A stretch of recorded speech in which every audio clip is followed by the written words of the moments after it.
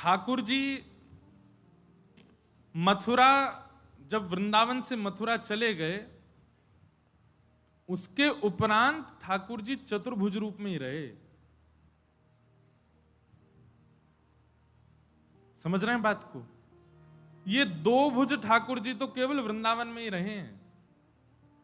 जैसे ही ठाकुर जी वापस मथुरा गए हैं, और मथुरा से लेकर के द्वारिका लीला तक अधिकतर ठाकुर जी चतुर्भुज रूप में ही रहे, अधिकतर। और विशेष रूप से कब? जब देवकी मैया सामने होती हैं तब। ऐसे हमारे रसिक जन बताते हैं, क्योंकि देवकी मैया ने चतुर्भुज ठाकुर जी को जन्म दिया ना, तो इसलिए वो ठाकुर जी जब दिखते हैं तो उनको उसी भाव से देखती है कि चार भुजा वाले हैं मेरे लाला। तो देवकी मैया जब भी उपस्थित होती ठाकुर जी चतुर्भुज रूप में ही रहते हैं तब, क्योंकि मैया के लाला वही हैं।